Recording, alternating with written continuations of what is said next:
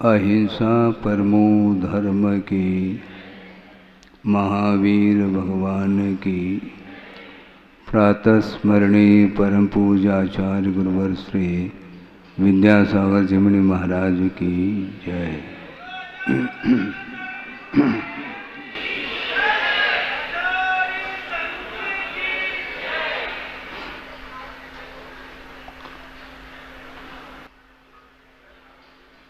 एक प्रसंग जो गुरुदेव ने दिया था, शायद आप लोगों के सामने भी दिया हुआ। अतीत का स्मरण करने से पुनः वह विषय ताज़ा हो जाता है।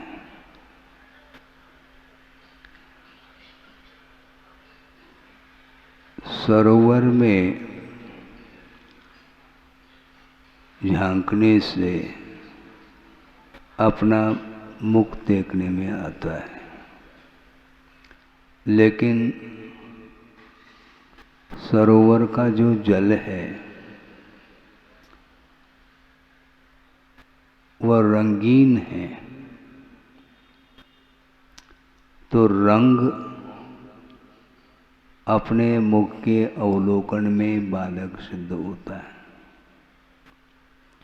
रंग निकलने के बाद भी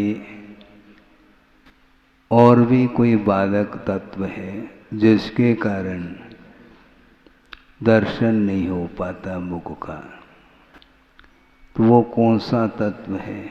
एक तो रंग हुआ, लाल रंग है, मटमैला जल है, मुख का दर्शन संभव नहीं।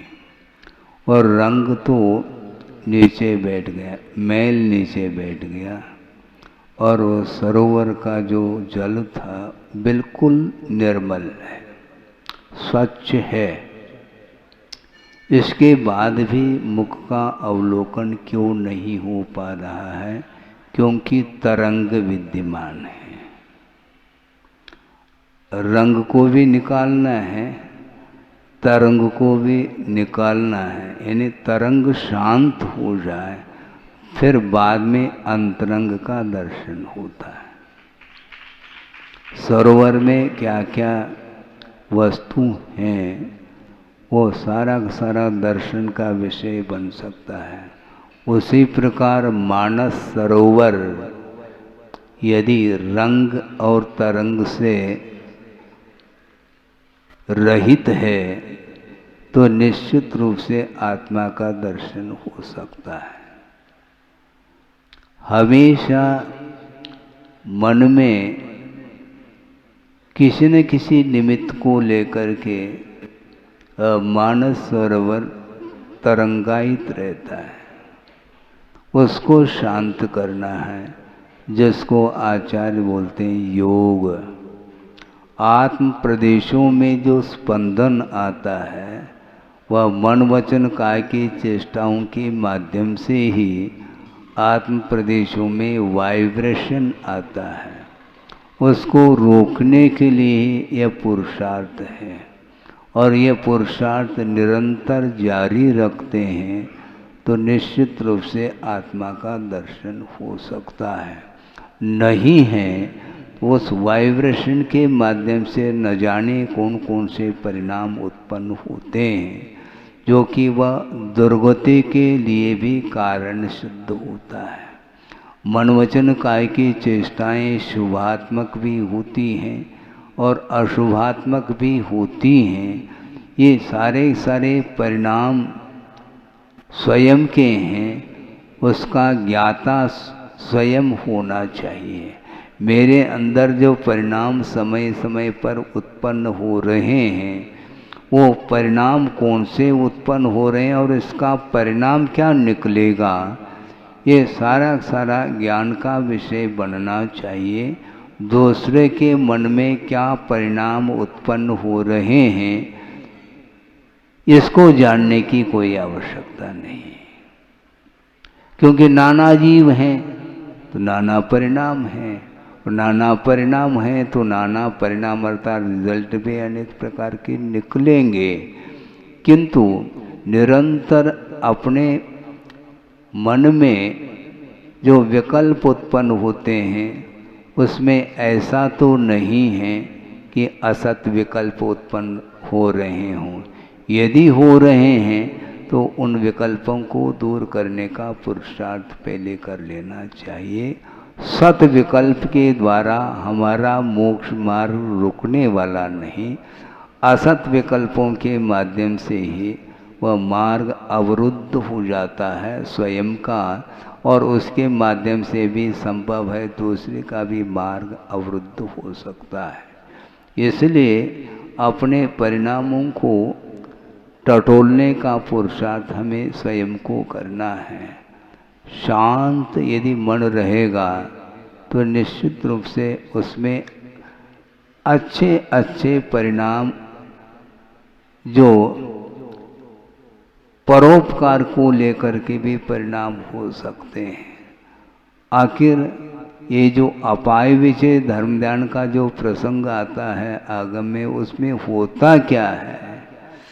दूसरे के जीवन को भी उन्नत बनाने के लिए वह स्वयं कटिबद्ध होता है धर्म ध्यान करने वाला, और वह सोचता है कि इसका जीवन पतित हुआ है, स्वयं के परिणाम के द्वारा ही उसका पतन जब हुआ है तो वो परिणाम समाप्त हो भगवान, इस प्रकार वह भगवान से भी प्रार्थना करता रहता है। और इस प्रार्थना के माध्यम से अपाय विषय धर्म ध्यान उसका निरंतर चलता रहता है।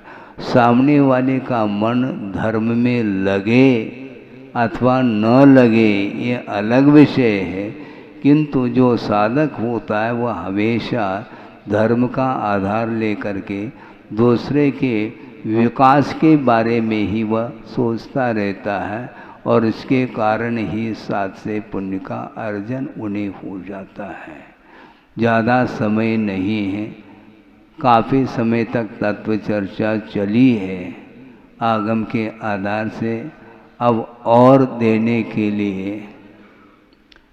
के लिए तो बहुत सारा विषय है, लेकिन आचार्यों ने ये भी कहा है ज्ञानावरणी कर्म का जो क्षोभशम होता है उसके साथ साथ वीर्यांतराय कर्म का भी क्षोभशम पर्याप्त होना चाहिए, अर्थात एनर्जी के बिना वह ज्ञान काम नहीं करता। नमोकार मंत्र का स्मरण करने के लिए भी अंत समय में एनर्जी समाप्त होती है तो नमोकार मंत्र सुनने के भी काबिल नहीं होता। मान लो अच्छे ढंग से नमोकार मंत्र कोई सुनाना भी चाहता है, सुना भी रहा हो, उस समय वह जिसने संलेखना ली है वह कहता है कि भैया थोड़ा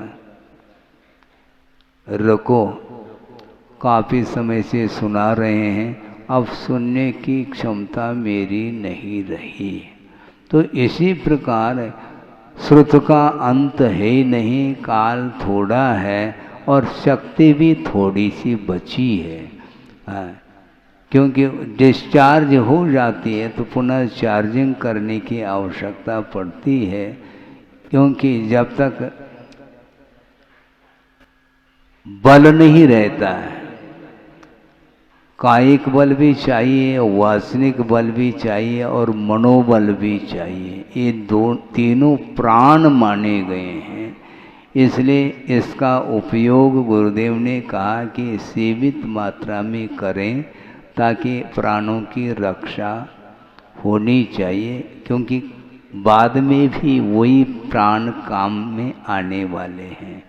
इसलिए संक्षेप से ये कहा गया कि वस्तुतः अपना जो मन है उसमें विभिन्न प्रकार के पदार्थों के निमित्त को लेकर के परिणाम उत्पन्न होते ही रहते हैं, किंतु मन विक्षिप्त न हो इतना पुरुषार्थ हमें करना है।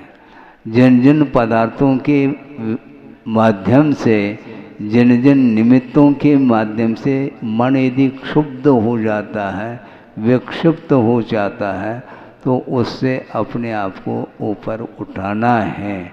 यदि विक्षिप्त हो रहा है जिन निमित्तों को लेकर के, उन निमित्तों से दूरी बनाए रखें, क्षेत्र की दूरी और काल की दूरी। उसको भूलेंगे नहीं तो हमेशा स्वप्न में भी वही चित्र सामने आता है जिसको लेकर के बार बार हम विचार करते रहते हैं। और विचार करते करते करते मान लो निद्रा आ गई तो वही विचार स्वप्न में भी आ जाते हैं। और स्वप्न में भी यदि मान लो विक्षिप्त मन वाला है तो स्वप्न में भी उसके साथ लड़ाई करता है, कर सकता है, पक्की बात है। ये स्नेह और शत्रुता का भाव, राग और द्वेष, ये दोनों जो है ना, ये इसको ख़त्म कर लिया, बाकी और कुछ ख़त्म करने की आवश्यकता नहीं, कहानी ख़त्म हो जाएगी। इन दो के कारण ही कहानी बहुत लंबी कहानी बनी हुई है। ये अनंतकालीन यह परंपरा, ये धारा आ रही है, मोह की धारा, और वो दो भागों में वह बटी हुई है। वो धारा राग और द्वेष, इनको कम करने का निरंतर पुरुषार्थ करेंगे तो स्वाध्याय करने की भी सार्थकता सिद्ध होती है। और स्वाध्याय करने की सार्थकता तब सिद्ध होती है जब वह प्रयोग में आता है। धीरे धीरे भले ही प्रयोग में आ जाए ये अलग विषय, किंतु प्रयोग की ओर दृष्टि तो हमेशा साधक की होनी चाहिए। इस प्रकार गुरुदेव ने पूरे चतुर्वेद संघ के सामने भिन्न भिन्न प्रसंगों में यही विषय रखते चले गए हैं। इसलिए बार बार लक्ष्य रखने की आवश्यकता होती है, क्योंकि विषयजन्य जो संस्कार हैं वे समाप्त नहीं होते, और धार्मिक संस्कार कुछ ही क्षण के लिए वह बने रहते हैं, पुनः डिलीट हो जाते हैं। इसलिए बार बार धार्मिक संस्कारों को और सुदृढ़ बनाने के लिए ये अनुप्रेक्षाओं का आधार लेकर के, 10 लक्षण धर्म का आधार लेकर के, षोडश कारण भावनाओं का आलम्बन लेकर के अपने पवित्र मन को बनाए रखने के लिए निरंतर पुरुषार्थ करते हैं, तो आत्मा का कल्याण बहुत अल्पकाल में हो सकता है। हो इस पवित्र भावना के साथ अहिंसा परमो धर्म की जय।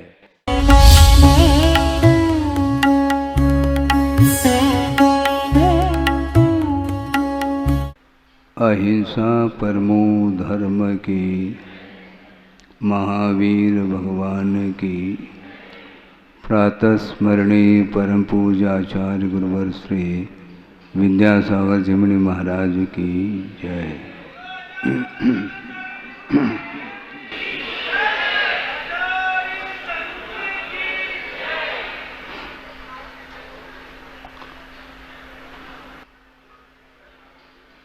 एक प्रसंग जो गुरुदेव ने दिया था, शायद आप लोगों के सामने भी दिया हुआ। अतीत का स्मरण करने से पुनः वह विषय ताज़ा हो जाता है।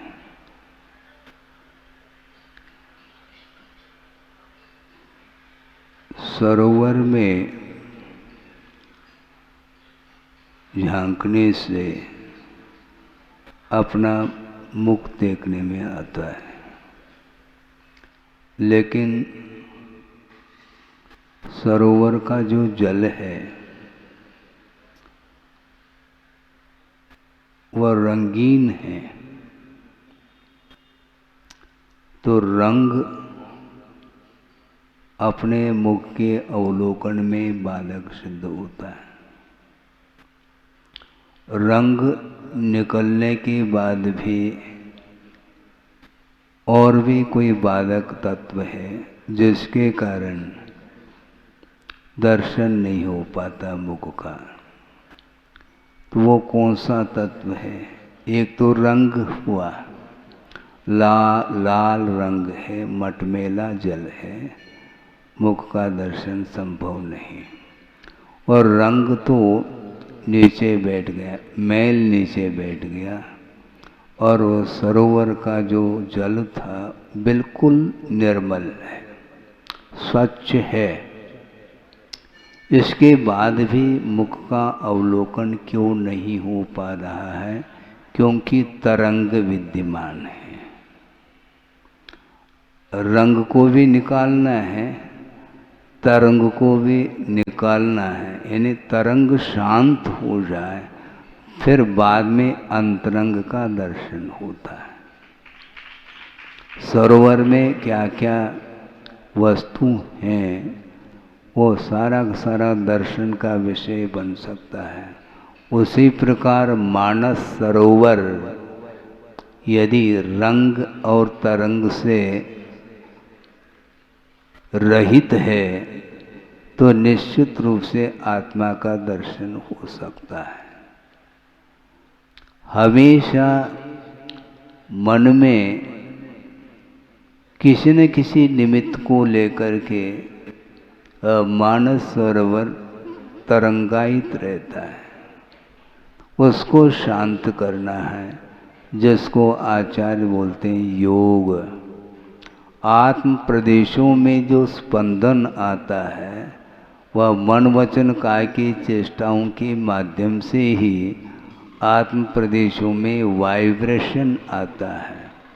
उसको रोकने के लिए यह पुरुषार्थ है, और यह पुरुषार्थ निरंतर जारी रखते हैं तो निश्चित रूप से आत्मा का दर्शन हो सकता है। नहीं है तो उस वाइब्रेशन के माध्यम से न जाने कौन कौन से परिणाम उत्पन्न होते हैं, जो कि वह दुर्गति के लिए भी कारण सिद्ध होता है। मन वचन काय की चेष्टाएं शुभात्मक भी होती हैं और अशुभात्मक भी होती हैं। ये सारे सारे परिणाम स्वयं के हैं, उसका ज्ञाता स्वयं होना चाहिए। मेरे अंदर जो परिणाम समय समय पर उत्पन्न हो रहे हैं, वो परिणाम कौन से उत्पन्न हो रहे हैं और इसका परिणाम क्या निकलेगा, ये सारा सारा ज्ञान का विषय बनना चाहिए। दूसरे के मन में क्या परिणाम उत्पन्न हो रहे हैं, इसको जानने की कोई आवश्यकता नहीं, क्योंकि नाना जीव हैं तो नाना परिणाम हैं, और नाना परिणाम हैं तो नाना परिणाम अर्थात रिजल्ट भी अनेक प्रकार के निकलेंगे। किंतु निरंतर अपने मन में जो विकल्प उत्पन्न होते हैं उसमें ऐसा तो नहीं है कि असत विकल्प उत्पन्न हो रहे हों। यदि हो रहे हैं तो उन विकल्पों को दूर करने का पुरुषार्थ पहले कर लेना चाहिए। सत विकल्प के द्वारा हमारा मोक्ष मार्ग रुकने वाला नहीं, असत विकल्पों के माध्यम से ही वह मार्ग अवरुद्ध हो जाता है स्वयं का, और उसके माध्यम से भी संभव है दूसरे का भी मार्ग अवरुद्ध हो सकता है। इसलिए अपने परिणामों को टटोलने का पुरुषार्थ हमें स्वयं को करना है। शांत यदि मन रहेगा तो निश्चित रूप से उसमें अच्छे अच्छे परिणाम जो परोपकार को लेकर के भी परिणाम हो सकते हैं। आखिर ये जो अपाय विषय धर्म ध्यान का जो प्रसंग आता है आगम में, उसमें होता क्या है?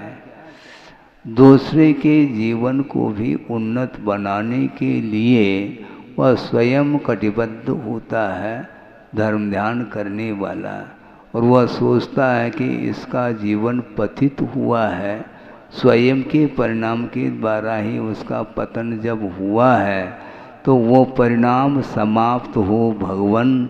इस प्रकार वह भगवान से भी प्रार्थना करता रहता, और इस प्रार्थना के माध्यम से अपाय विषय अपाय विषय धर्म ध्यान उसका निरंतर चलता रहता है। सामने वाले का मन धर्म में लगे अथवा न लगे ये अलग विषय है, किंतु जो साधक होता है वह हमेशा धर्म का आधार लेकर के दूसरे के विकास के बारे में ही वह सोचता रहता है, और इसके कारण ही साथ से पुण्य का अर्जन उन्हें हो जाता है।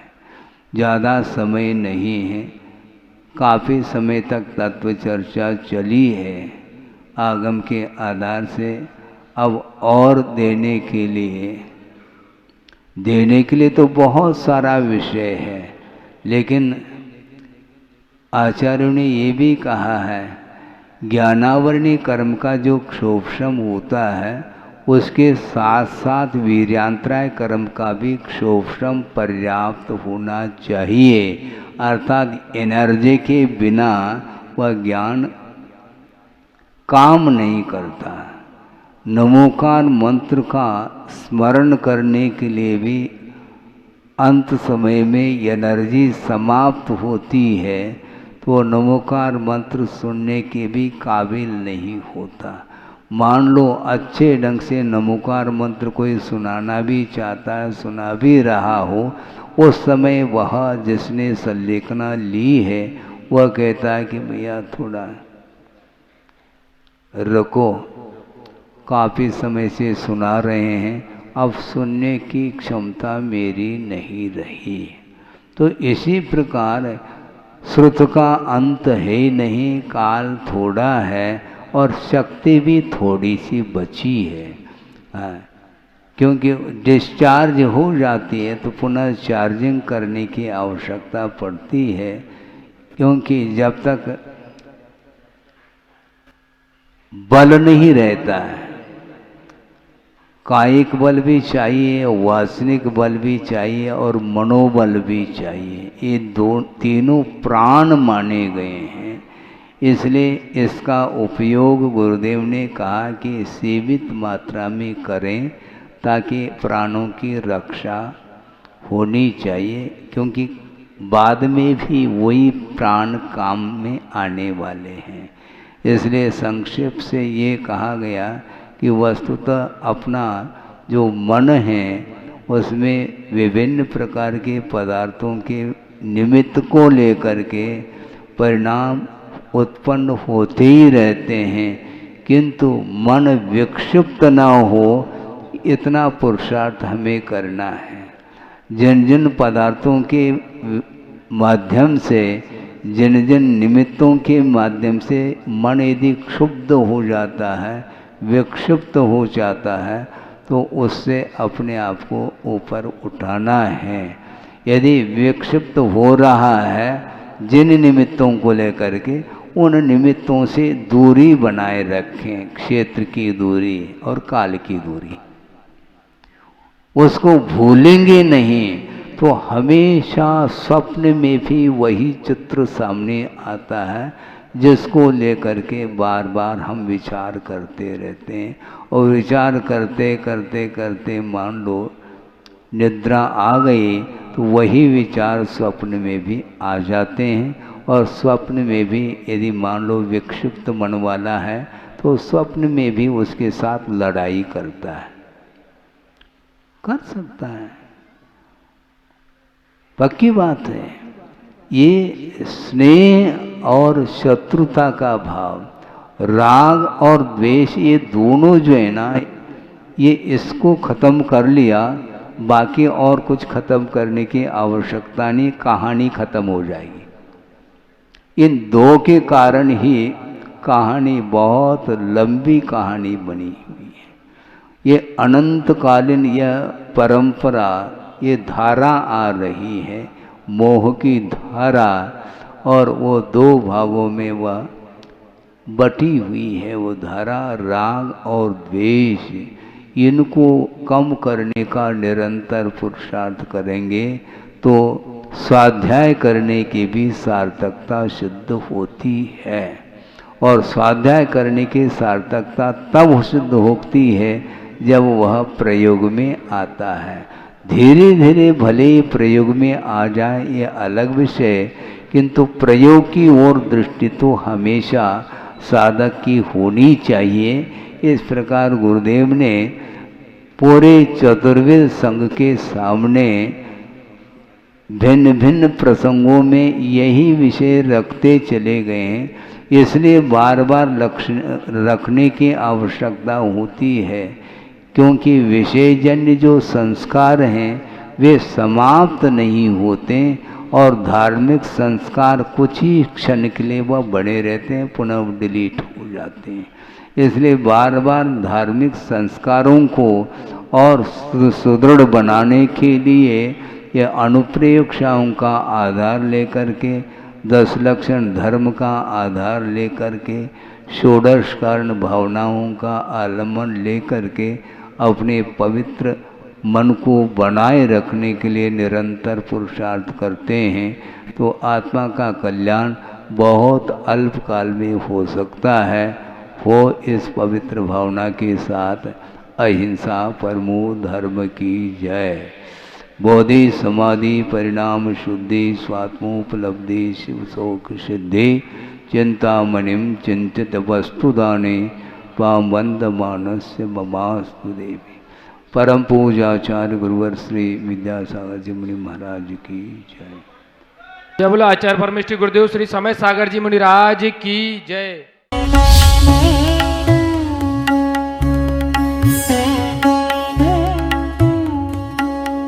परम पूज्य संत शिरोमणि आचार्य श्री विद्यासागर जी महाराज भारतीय श्रमण संस्कृति के एक ऐसे महान साधक थे जिनके ज्ञान, ध्यान और तप की चर्चा युगों युगों तक सारे विश्व में होती रहेगी। किसी ने उन्हें चलता फिरता तीर्थ कहा तो किसी ने तीर्थंकर, पर सच में तो वे चारित्र, ज्ञान, तप और वात्सल्यता में ऐसे श्रेष्ठ संत थे जिन्होंने भारतीय संस्कृति के संरक्षण और संवर्धन के साथ साथ सदैव सामाजिक समरसता का पक्ष लिया और अपने प्रभाव और प्रताप से जैन ही नहीं बल्कि विभिन्न धर्मों को मानने वाले लाखों करोड़ों लोगों के दिलों में अपना स्थान बना लिया। किंतु आज जब आचार्य भगवान देह रूप में हमारे साथ नहीं हैं, लेकिन उनके जैसी ही कठोर तपश्चर्या एवं प्रबल अनुशासन से पल्लवित संस्कारों की झलक देखने को मिलती है, उनके प्रथम आज्ञानुवर्ती शिष्य परम पूज्य नवाचार्य श्री 108 समय सागर जी महाराज में, जो उनके बताए मार्ग पर चलते हुए आज विश्व में धर्म की महती प्रभावना कर रहे हैं। आइए देखते हैं संत शिरोमणि आचार्य श्री 108 विद्यासागर जी महाराज के जन्म के 12 वर्ष बाद उन्हीं पुण्यवान माता के गर्भ से शरद पूर्णिमा के ही पावन पर्व पर जन्मे परम पूज्य नवाचार्य श्री 108 समय सागर जी महाराज की संयम पूर्ण जीवन यात्रा।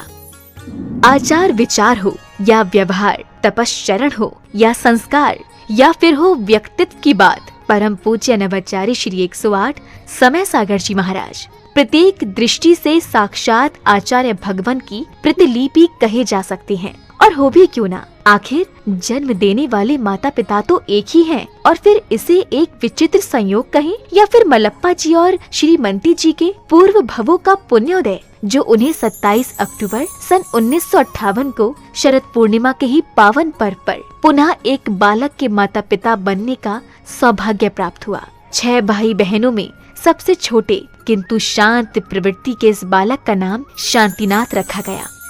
शांतिनाथ जैन बाल्यावस्था से ही पढ़ने लिखने में तो कुशाग्र थे ही, लेकिन जैसे जैसे समय बीतता गया वैसे वैसे उनकी रुचि धर्म और आध्यात्म में बढ़ने लगी, और इसी अभिरुचि के कारण ही मात्र 17 साल की उम्र में ही शांतिनाथ जा पहुँचे राजस्थान स्थित श्री महावीर जी में विराजमान आचार्य श्री विद्यासागर जी की शरण में, जहां 2 मई 1975 को आचार्य श्री ने शांतिनाथ जी की प्रार्थना स्वीकार कर उन्हें ब्रह्मचर्य व्रत दे दिया। ब्रह्मचर्य व्रत धारण करते ही ब्रह्मचारी शांतिनाथ जी दिन रात गुरु सेवा और धर्म ध्यान में तल्लीन हो गए।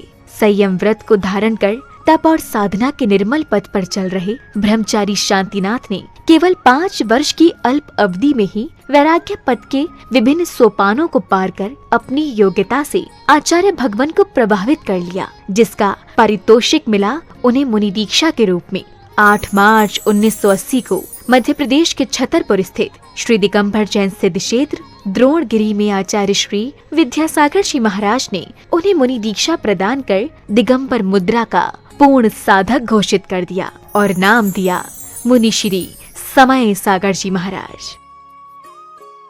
मुनि दीक्षा के उपरांत मुनि श्री समय सागर जी महाराज ने कुछ वर्षों तक आचार्य श्री के संग में रहकर अध्ययन और अध्यापन किया। तत्पश्चात गुरु आज्ञा से पृथक संघ के नायक बनकर देश भर में विहार करते हुए धर्म प्रभावना करने लगे। अपने सानिध्य में कई पंच कल्याणक एवं विधान आदि धार्मिक अनुष्ठान संपन्न कराने के साथ ही उन्होंने अपनी लेखनी से कन्नड़, हिंदी, संस्कृत और मराठी भाषाओं में कई शास्त्रों की रचनाएं भी की। सन 2018 में ललितपुर में हुए पंच कल्याणक के दौरान आचार्य कुंद के नियमसार में वर्णित निर्यापक श्रवण की व्यवस्था का उल्लेख करते हुए आचार्य विद्यासागर जी महाराज ने मुनि श्री समय सागर जी महाराज को निर्यापक पद की उपाधि प्रदान कर संघ में नव दीक्षित मुनिराजों के निर्वाह का उत्तरदायित्व सौंप दिया। आचार्य कुंद देव ने यह बात बहुत स्पष्ट लिखी है, वह बात आप लोगों को समझ में आना चाहिए। जो दीक्षित करते हैं वे आचार्य कहलाते हैं और इसके उपरांत जो नव में नए दीक्षित होते हैं उनके निर्वाह करने के लिए निर्यापक, हाँ आचार्य तो नहीं लिखा लेकिन निर्यापक श्रमण का वह रूप दिया है उन्होंने। ये निर्यापक का अर्थ यह है जैसे आचार्य महाराज कहते हैं उसके अनुसार जिनको ये दिया जाता है। ये लोग बहुत विलंब कर रहे थे, हमें भी ज़्यादा आग्रह करना अच्छा नहीं समझ में आया कि समय पर सब हो जाएगा। वह ललितपुर में योग था और आज आप लोगों के सामने हुआ है कि ये जितने भी नए श्रमण बने हैं ये इनके लिए प्रशिक्षण देने का श्रेय जाता है समय सागर निर्यापक को। कौन चाहता है जिम्मेदारी लेना, लेकिन वे लेना तो पड़ेगा। तो समय सागर जी को बहुत आग्रह करना पड़ा। 40 साल होने के उपरांत हाउ कहा है।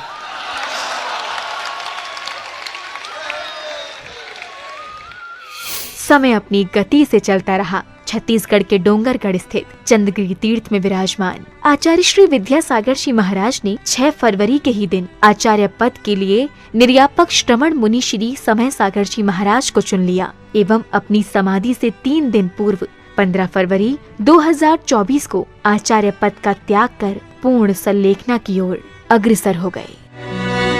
आचार्य भगवान की आज्ञा अनुसार निर्यापक श्रमण मुनि श्री समय सागर जी महाराज ने 16 अप्रैल 2024 को दमोह के कुंडलपुर में समस्त आचार्य संघ एवं देश भर के जैन समाज की उपस्थिति में पूज्य गुरुदेव के उत्तरदायित्वों के निर्वहन के लिए आचार्य पद स्वीकार कर लिया। पूज्य नवाचार्य समय सागर जी महाराज की। अंततः ये कहा जा सकता है कि आज का दिन केवल एक पर्व ही नहीं बल्कि स्वर्णिम अक्षरों से लिखित एक ऐसा अध्याय है जो विश्व के धार्मिक इतिहास में सदा ही अमर रहेगा।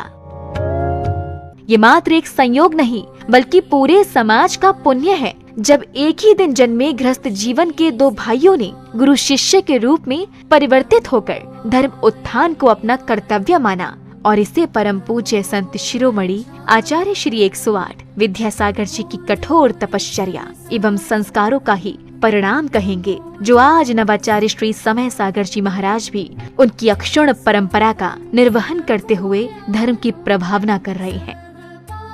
आज पूरे विश्व का जैन समाज ये आशा कर रहा है कि परम पूज्य नवाचार्य श्री समय सागर जी महाराज भी संत शिरोमणि आचार्य श्री विद्यासागर जी महाराज के बताए मार्ग पर चलकर उन्हीं की भांति धर्म उत्थान का कार्य करते हुए समाज को एक नई दिशा प्रदान करेंगे। एक बार पुनः धर्म के महान उन्नायक परम पूज्य नवाचार्य श्री समय सागर जी महाराज के चरणों में हमारा त्रैबार नमोस्तु। नमोस्तु भगवन, नमोस्तु भगवन।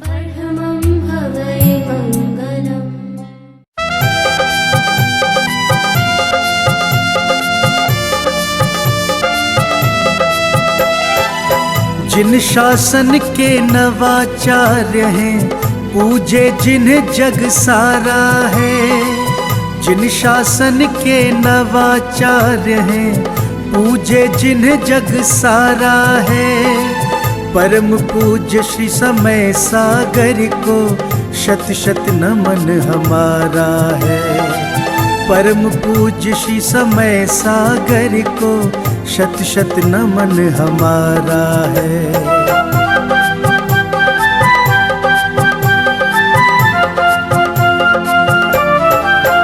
गुरुवर के पावन श्री मुख से जब अमृत की धार झरे, मंत्र मुग्ध हो जाए प्राणी, जीवन का कल्याण करे।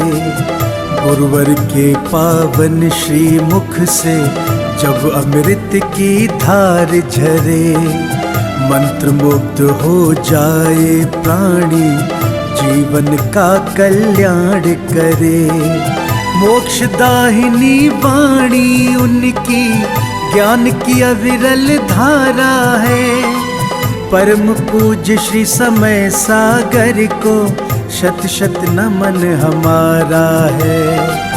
परम पूज्य श्री समय सागर को शत शत नमन हमारा है।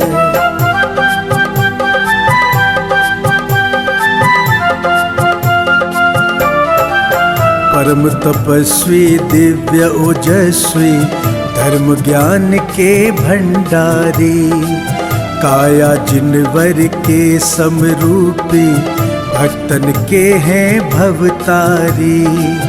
परम तपस्वी दिव्य ओजस्वी, धर्म ज्ञान के भंडारी, काया जिनवर के समरूपी, भक्तन के हैं भवतारी। दिव्य दिगंबर रूप गुरु का लगता बड़ा ही प्यारा है। परम पूज्य श्री समय सागर को शत शत नमन हमारा है। परम पूज्य श्री समय सागर को शत शत नमन हमारा है।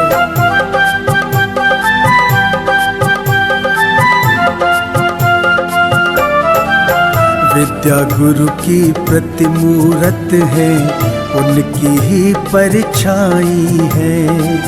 वही ज्ञान वाणी और करुणा, दिव्यता वही समाई है।